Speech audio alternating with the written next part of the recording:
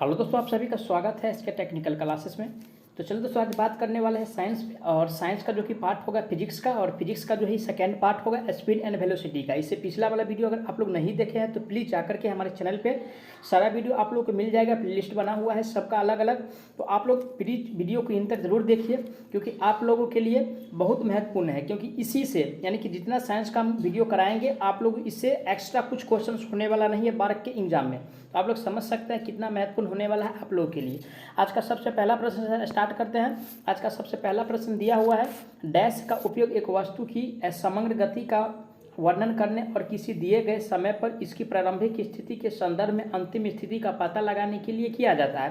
यानी कि प्रारंभिक स्थिति, ठीक है, समझिए ये क्या है, प्रारंभिक स्थिति है, ठीक है ना। यानी कि प्रारंभ वाला बिंदु है और ये यानी कि अंतिम बिंदु है, ठीक है ना।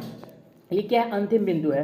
और इस स्थिति का जो पता लगाते हैं किसके द्वारा लगाते हैं वो हमको बताना है। तो देखिए दोस्तों, यानी कि इस स्थिति का जो पता लगाया जाता है मेनली रूप से ये लगाया जाता है आपको दूरी और विस्थापन किसके द्वारा, दूरी और साथ ही साथ यानी कि विस्थापन के द्वारा पता लगाते हैं। दूरी और विस्थापन के द्वारा पता लगाते हैं। ऑप्शन किस में दिया है, दूरी और विस्थापन।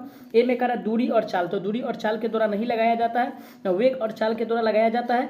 ये जो लगाया जाता है दूरी और विस्थापन के द्वारा लगाया जाता है, जो कि ऑप्शन सी में दिया है। करेक्ट आंसर की बात किया जाए तो ऑप्शन इसका सी सही हो जाएगा। अगला प्रश्न पे चलेंगे। आज का अगला प्रश्न दिया हुआ है, कह रहा है क्वेश्चन में वेग और समय का गुणनफल प्रदान करता है। किसका, वेग और यानी कि समय का, ठीक है ना। वेग और यानी कि समय का जो गुणनफल प्रदान करता है, ठीक है, क्या प्रदान करता है। तो देखिए दोस्तों, यानी कि वेग और समय का गुणनफल जो प्रदान करता है विस्थापन प्रदान करता है। क्या, यानी कि विस्थापन प्रदान करता है, ठीक है। विस्थापन बराबर वेग और गुना में समय होता है। ऑप्शन किसमें दिया हुआ, ए में कर रहा है दूरी, तो दूरी ये प्रदान नहीं करता है न संवेग प्रदान करता है। संवेग का फॉर्मूला क्या होता है, पी बराबर यानी कि एम भी होता है, ठीक है ना। द्रव्यमान गुने वेलोसिटी होता है, ठीक है ना। गति भी ये प्रदान नहीं करता है। ये जो प्रदान करता है यानी कि विस्थापन प्रदान करता है, जो कि ऑप्शन बी में दिया हुआ है विस्थापन। राइट आंसर की बात किया जाए तो ऑप्शन इसका बी सही हो जाएगा। अगला प्रश्न पे चलेंगे। आज का अगला प्रश्न दिया हुआ है, कह रहा है क्वेश्चन में यदि किसी वस्तु द्वारा तय की गई दूरी 0 है तो वस्तु का विस्थापन कितना होगा। यानी कि तय किया गया दूरी कितना कह रहा है, तय की गई यानी कि दूरी कह रहा है 0 है, तय की गई यानी कि दूरी 0 है, ठीक है। तो यानी कि विस्थापन कह रहा है। जब भाई दूरी 0 है, क्या कह रहा है, जब दूरी 0 है तो विस्थापन भी क्या होगा, विस्थापन भी यानी कि 0 होने वाला है, ठीक है। जब दूरी 0 है तो विस्थापन भी यानी कि 0 होने वाला है। ऑप्शन ए में कह रहा है ऋणात्मक नहीं होगा ना धनात्मक होगा। ये जो होगा दोस्तों 0 होगा, जो कि ऑप्शन बी में दिया है। करेक्ट आंसर की बात किया जाए तो ऑप्शन इसका बी सही हो जाएगा। आगे बढ़ेंगे नेक्स्ट क्वेश्चन पे। आज का अगला प्रश्न दिया हुआ है, कह रहा है क्वेश्चन में एक वस्तु को ऊपर की ओर फेंका जाता है, ठीक है। देखिए कोई वस्तु है, ये पृथ्वी समझिए, ये पृथ्वी है और कोई भी वस्तु को यहाँ तक फेंका जा रहा है, ठीक है। कितना, यानी कि 100 मीटर, ठीक है। चलिए 100 मीटर फेंका जा रहा है। 100 मीटर फेंकने के बाद की ऊंचाई तक जाती है और फिर फेंकने वाले के पास वापस आ जाती है। देखिए यहाँ से एक बार गया, ठीक है, फिर यहाँ से जो है यानी कि पृथ्वी पर आ गया, जो व्यक्ति जहाँ से फेंका था वहाँ फिर आ गया। तो इसके द्वारा यानी कि तय की गई दूरी है ना, तय किया गया जो दूरी होगा दोस्तों यानी कि लगभग 0 होता है। क्या होता है, लगभग यानी कि 0 होता है। क्या होता है, लगभग यानी कि 0 होता है, यानी कि 0 होता है। ऑप्शन पढ़ेंगे। ए में करा वस्तु का वास्तविक विस्थापन 50 मीटर, तो वास्तविक विस्थापन 50 मीटर नहीं होगा। बी में करा वस्तु द्वारा तय की गई कुल दूरी 0 होगा, ठीक है भाई। इसके द्वारा तो तय किया गया दूरी 0 होगा, क्योंकि जिस स्थान से फेंके कोई भी वस्तु को फिर से उसी स्थान पर लौट के आ जाना, तो उसके द्वारा जो तय किया गया दूरी बिल्कुल 0 होगा, ठीक है ना। तो राइट आंसर जो होगा दोस्तों ऑप्शन इसका बी सही हो जाएगा, क्योंकि बी में करा वस्तु द्वारा तय की गई दूरी 0 है। तो करेक्ट आंसर जो होगा इसका बी सही हो जाएगा, है ना। चलिए आगे बढ़ते हैं अगला प्रश्न पे। आज का अगला प्रश्न दिया हुआ है, कह रहा है क्वेश्चन में विस्थापन की परिवर्तन की दर को डैश कहा जाता है। किससे कहा है, यानी कि विस्थापन, ठीक है ना। विस्थापन की परिवर्तन, ठीक है ना, विस्थापन की परिवर्तन की दर को क्या कहेंगे भाई। तो देखिए दोस्तों, विस्थापन की परिवर्तन की दर को मेनली रूप से इसको त्वरण वेग कहा जाता है। क्या कहा जाता है, वेग कहा जाता है। जबकि वेग में परिवर्तन की अगर दर रहता है ना, वेग में अगर परिवर्तन की अगर दर रहता तो उसको यानी कि त्वरण कहते। लेकिन यहाँ पे क्या है, विस्थापन में परिवर्तन, और जब विस्थापन में परिवर्तन होगा उसको वेग कहेंगे, जो कि ऑप्शन बी में दिया हुआ है। राइट आंसर की बात किया जाए वेग, करेक्ट आंसर इसका बी सही हो जाएगा, ठीक है।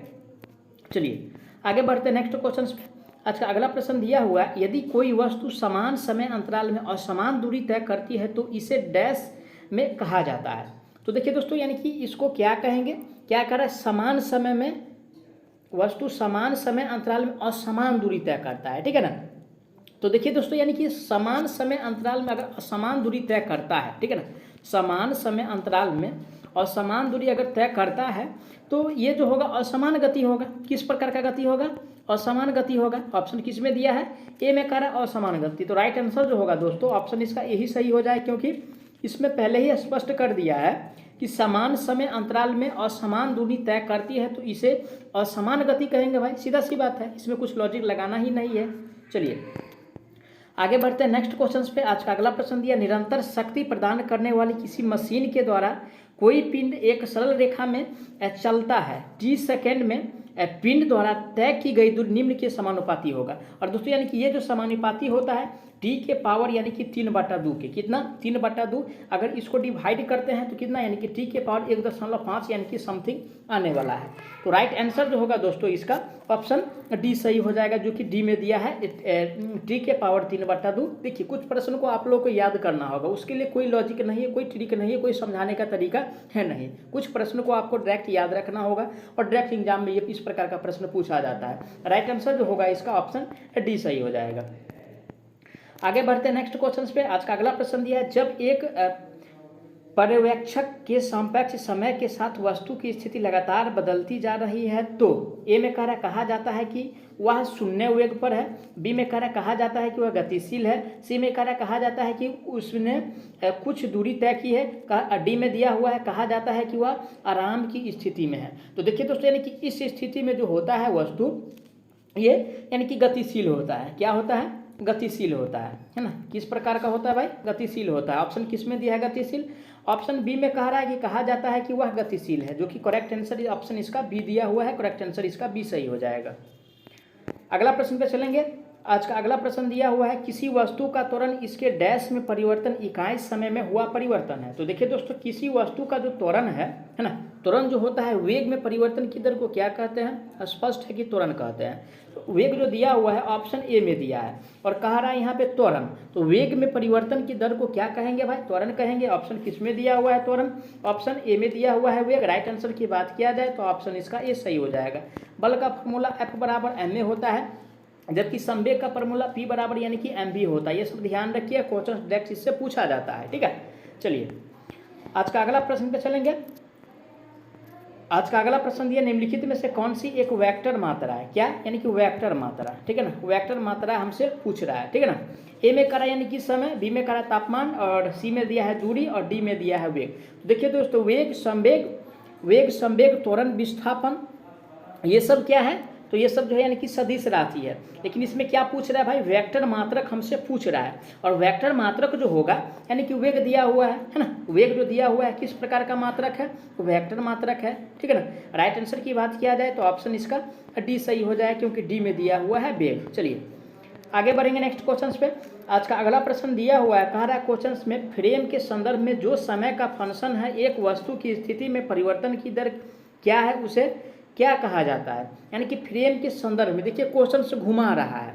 क्या कह रहा है? क्वेश्चन से घुमा रहा है। क्वेश्चन में कुछ है नहीं, लेकिन क्वेश्चन से घुमा रहा है। और जब ये भाई स्थिति में परिवर्तन होगा उसको वेग कहेंगे, और क्या भी क्या सकते हैं? वेग कहेंगे। जब स्थिति में परिवर्तन होगा वेग कहेंगे। तो समय यानी कि क्वेश्चन में घुमा के कह रहा है कि फ्रेम के संदर्भ में जो समय का फंक्शन है एक वस्तु की स्थिति में परिवर्तन की दर क्या है, उसे क्या कहा जाता है? तो उसको वेग कहेंगे भाई, सीधा सी बात है, उसको वेग कहेंगे, जो कि ऑप्शन सी में दिया है वे करेक्ट आंसर सी सही हो जाएगा। अगला प्रश्न पे चलेंगे। आज का अगला प्रश्न दिया हुआ है, समय के साथ किसी वस्तु का वेग दिखाने वाले ग्राफ को कहा जाता है। तो देखिए दोस्तों, यानी कि समय के साथ कह रहा हूँ भी वस्तु का, और समय के साथ जो दोस्तों यानी कि वस्तु का ग्राफ दिखाता है उसे वेग समय ग्राफ कहते हैं। क्या कहेंगे? वेग समय ग्राफ कहेंगे, जो कि ऑप्शन किस में दिया है? वेग समय ग्राफ। तो ऑप्शन ए में दिया हुआ है। राइट आंसर की बात किया जाए तो ऑप्शन इसका ए सही हो जाएगा, ठीक है ना। अगला प्रश्न पे चलेंगे। आज का अगला प्रश्न दिया हुआ है, शून्य त्वरण का अर्थ है। देखिए दोस्तों, यानी कि शून्य त्वरण का जो मैनली रूप से अगर अर्थ देखा जाए तो इसका अर्थ होता है वस्तु का वेग स्थिर है। जब वस्तु का वेग जो है यानी कि स्थिर होगा, है ना, वस्तु का वेग अगर स्थिर होगा तो त्वरण यानी कि शून्य होगा उस स्थिति में। ऑप्शन किस में दिया है? वस्तु का वेग स्थिर है, तो ऑप्शन ए में दिया हुआ है ऐसा। राइट आंसर जो होगा दोस्तों ऑप्शन इसका ए सही हो जाएगा। अगला प्रश्न पे चलेंगे। आज का अगला प्रश्न दिया हुआ है धनात्मक त्वरण का अर्थ क्या है, ठीक है ना, यानी कि धनात्मक त्वरण का अर्थ कह रहा है। और देखिए दोस्तों, यानी कि धनात्मक त्वरण का अर्थ मेनली रूप से क्या होगा, जब स्थिति किस यानी कि वस्तु का अगर वेग बढ़ेगा, है ना, वस्तु का अगर वेग बढ़ेगा तो यानी कि पॉजिटिव, जिसको धनात्मक कहते हैं। अगर वस्तु का वेग घटेगा तो ऋणात्मक होगा, है ना, घटेगा तो ऋणात्मक, बढ़ेगा तो धनात्मक। ऑप्शन पढ़ेंगे ए में कर वस्तु का वेग कम होता है तो वस्तु का वेग कम नहीं होता है भाई, है ना, धनात्मक अर्थ वस्तु का वेग कम नहीं होता, ऋणात्मक अर्थ होता है, ठीक है। अगर ऋणात्मक वाला पूछता तो ऑप्शन ए इसका सही हो जाता है। चलिए बी पढ़ते, वस्तु का वेग स्थिर, स्थिर की स्थिति में त्वरण का वैल्यू जो होता है क्या होता है, यानी कि शून्य होता है। ये तो पूछ नहीं रहा है। डी सी पढ़ेंगे, वस्तु का वेग बढ़ जाता है, धनात्मक का अर्थ यही है कि वस्तु का वेग बढ़ जाता है। राइट आंसर जो होगा ऑप्शन इसका सी सही हो जाएगा। अगला प्रश्न यह है, गति का द्वितीय समीकरण क्या है, किसका पूछ रहा है भाई, यानी कि गति का कह रहा है ना, गति का कह रहा है। और गति का पहला समीकरण v बराबर होता है u प्लस at होता है। सेकेंड समीकरण की बात किया जाए तो s बराबर ut plus half at square होता है। क्या होता है, हाफ at स्क्वायर होता है। अब यानी कि एक और जो फार्मूला होता है, यानी कि थर्ड समीकरण जिसको कहेंगे, ये होता है v स्क्वायर बराबर u स्क्वायर प्लस 2as होता है, ठीक है ना।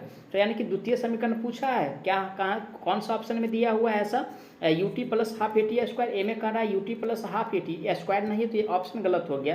ये पहला समीकरण है तो पहला समीकरण तो पूछ नहीं रहा है। और सी में दिया s बराबर ut square plus half at तो ut स्क्वायर नहीं होता, ut plus half at square होता है, जो कि ऑप्शन डी में दिया है। करेक्ट आंसर ऑप्शन इसका डी सही हो जाएगा, ठीक है।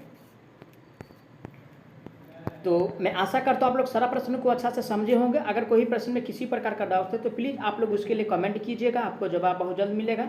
तो चलिए मिलते हैं नेक्स्ट पार्ट में, तब तक के लिए जय हिंद।